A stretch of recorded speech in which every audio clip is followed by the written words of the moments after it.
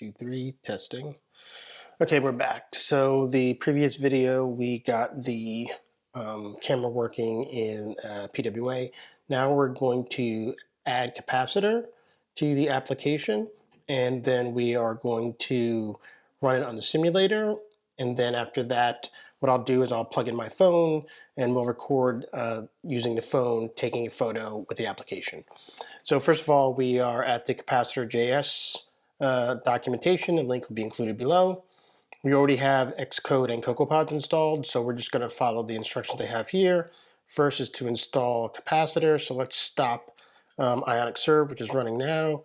We do that with Control-C, and that stops it. Let's paste the install Capacitor command, which is running right now, and we'll let that run. Okay, and that's done. Now let's hop over and do this npx cap add iOS. This is similar to what we did in the session today, where we, cap add sync cannot run missing build directory. Okay, yes, I always miss that step. But this is similar to what we did today in the class. So I need to do an Ionic build. Because you see it's saying sync cannot run missing build directory. So an Ionic build will create the build directory. Now it's creating an optimized build because the build what will get packaged up and deployed onto the device. So let's let this build run. And then after the build, we'll do the cap add iOS, which adds all the iOS required libraries to the build directory. And that's actually what creates the Xcode project that should be using. Also, don't forget the first part of this video will show how to add the iOS platform, and the second part of the video will show how to add Android. Okay, so we've got a build.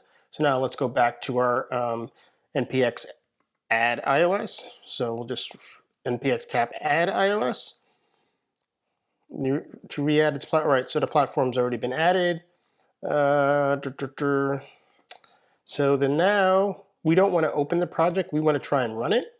So we'll just scroll down here to this npx cap run iOS.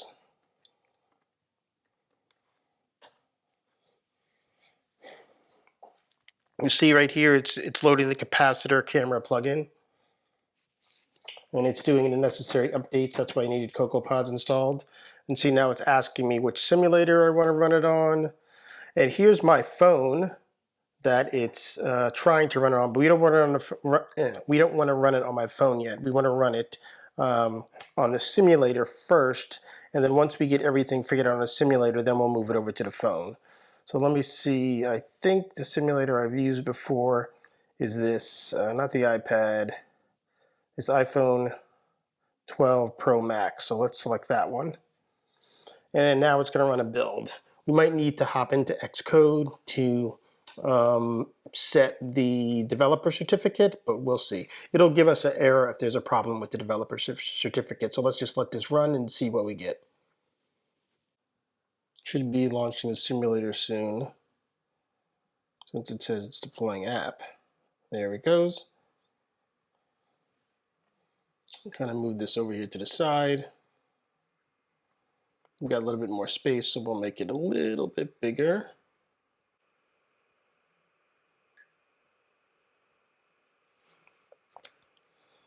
Okay, so now our app should kind of open up.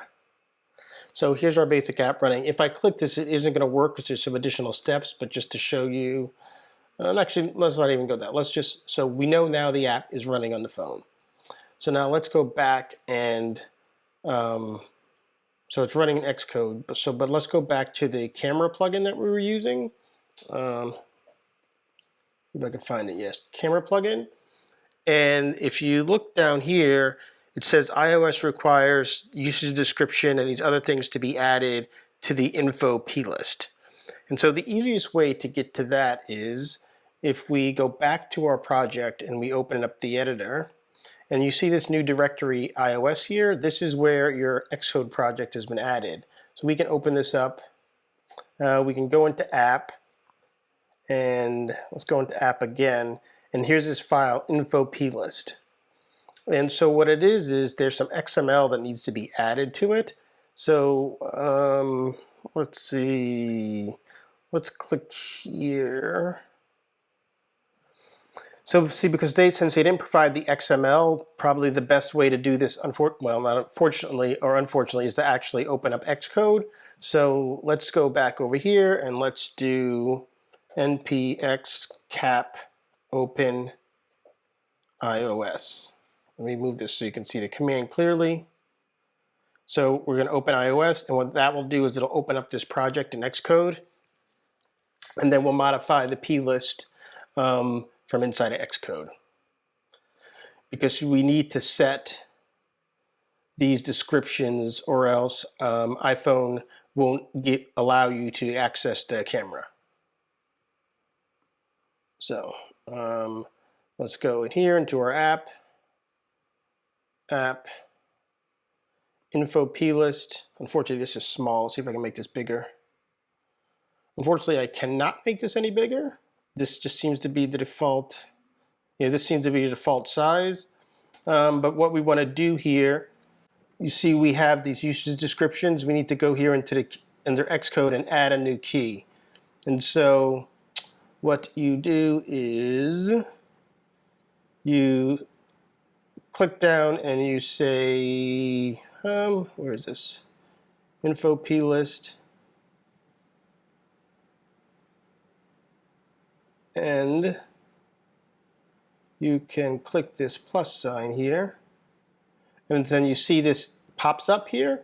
And so let's go back over and look. And so one of this is this NS camera usage description. And so you go back here and type NS. No, actually, what is it? Let's move this out of the way a bit. So privacy camera usage description. So if I start typing privacy, so you can see privacy CY hyphen, no, privacy space hyphen space camera. See, camera usage description.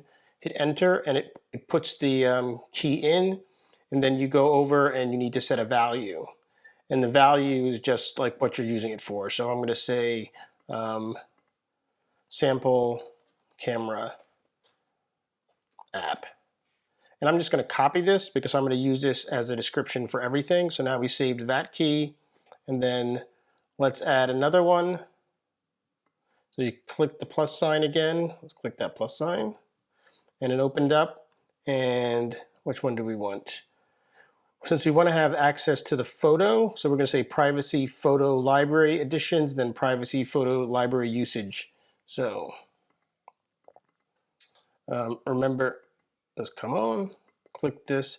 Actually, you can also just kind of scroll down and see these. Since they're under privacy, let's do that. So let's just scroll down to privacy. So we did camera usage description. And now we want to look at photo HIJKLMNOP. So photo library additions usage. And remember, we're going to paste the same description. And then let's add our last one. Privacy, PRIVACY.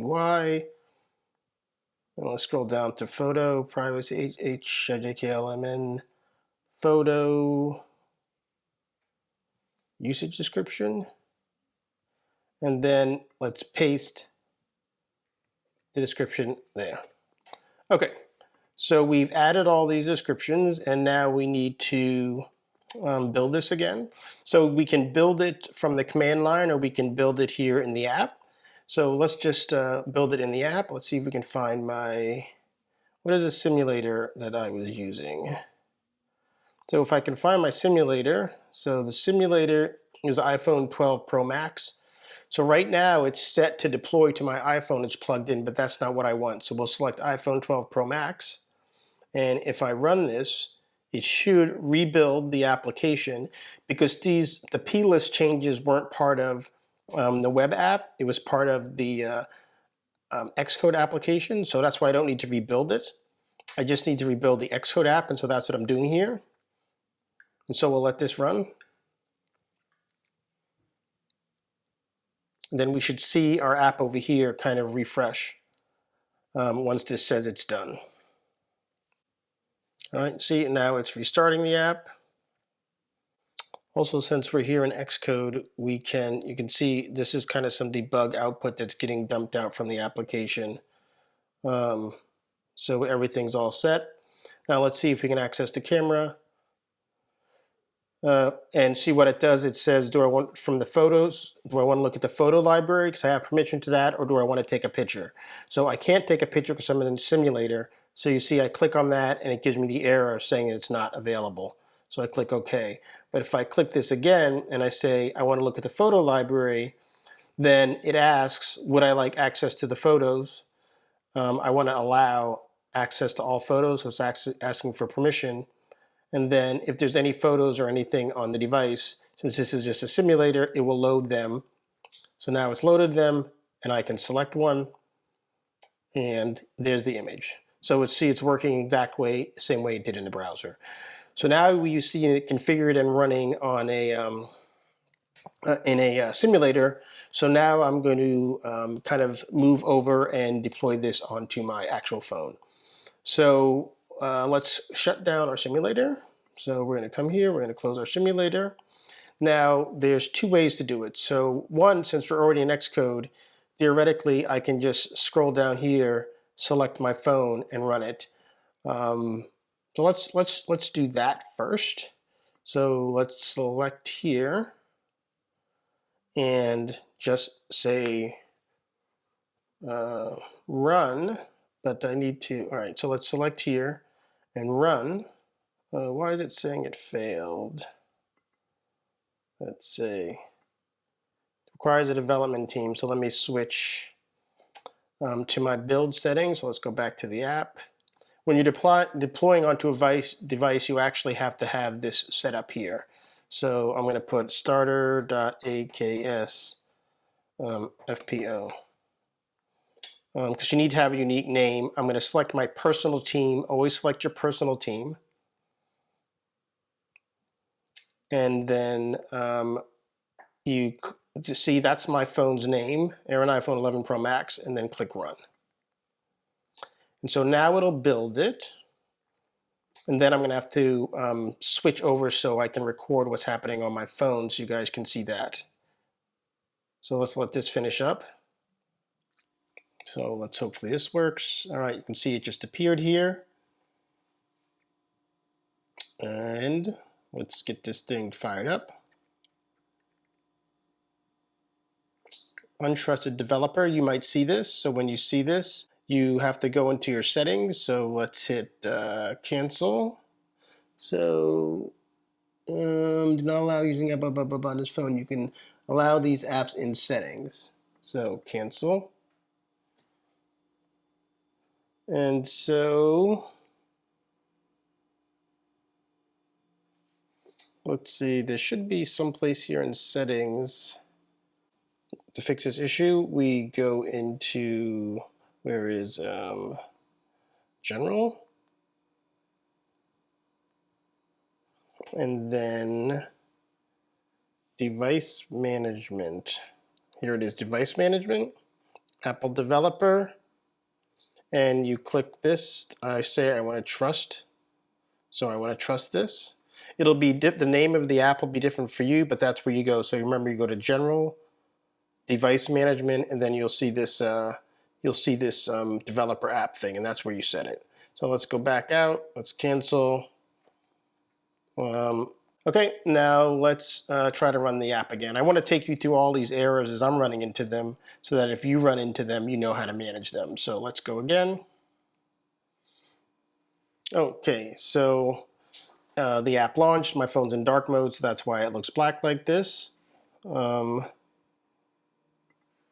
So we can do the click me, and we're going to take a photo this time. So let's take a photo. It's asking for access. Allow access to all photos. There's a bunch of photos I have on my phone. We're going to cancel. I don't want to do that. Let's click me. I want to actually take a picture. Asking for access to the picture, to the camera. So let's click OK. And you can see this is the computer screen. I have full access on my phone. I can flip it around, and this is me. And let's take a picture. It has a picture taken, a little blurry. but you can then click Use Photo, and then you can see it save the photo. So I've now shown you the app working on the phone, and the app working in the browser, and the app working in the simulator. So this is it for the iOS installation and configuration, and then the next step in the video will be the Android installation and configuration. All right, thanks.